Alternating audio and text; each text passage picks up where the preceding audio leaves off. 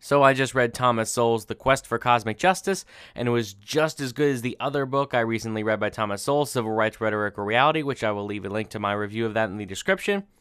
But we're talking about The Quest for Cosmic Justice, which is a fantastic book. And as the title suggests, he talks a lot about cosmic justice and differentiating it from traditional justice. So what are the two? They both are...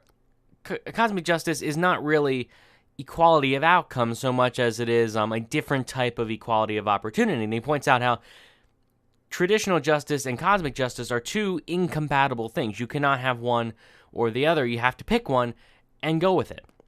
So traditional justice is the equality of opportunity that we think of, where we acknowledge that some people are born with different standards. Some people are born better than others in terms of IQ or athletic ability or the area of the world they were born into.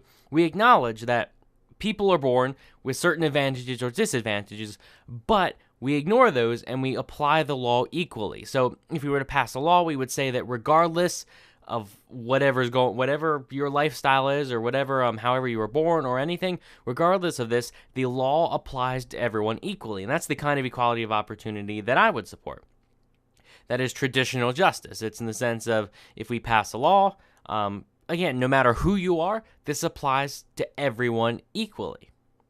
And then there is this sense of cosmic justice, which Thomas Sowell seems to be against, but most just harps on how you can't have, this is incompatible with traditional justice. Cosmic justice is in the sense of, we acknowledge that it's not true equality of opportunity if some people are born with higher IQs than other people.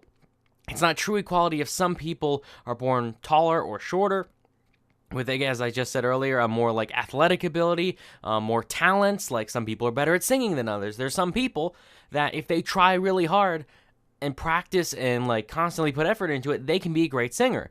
There are other people that no matter how hard they try, like myself, I will never be a good singer, ever. I just do not have that talent. And that's not so much my fault as that's just I just don't have that talent. That is just bad luck on my part, I suppose. But luckily I don't want to be a singer. But that's what he's emphasizing, how cosmic justice is when you try to regulate society so that these differences are not so much advantages and disadvantages. So taken to an absolute extreme, this would be where the short people get shoes that make them taller. People with the 160 IQs, they get chemicals put into their body that lowers their IQ down to 100.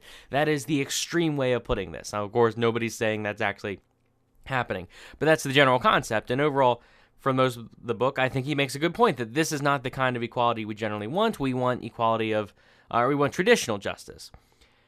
But overall, it's just the main point of the book to me, or as I interpreted it, just seems to be you can't have both. You have to have one or the other. And especially in the Supreme Court, we tend to be trying to legislate both at the same time. So you have to pick one. And personally, I pick traditional justice. But if you have read the book, let me know what you think of it in the comments section below. Like the video if you enjoyed. Subscribe for more. I'm going to be reading a lot more Thomas Sowell because I really like his stuff. If you have one to recommend that I read next, let me know in the comments section. And thanks for watching.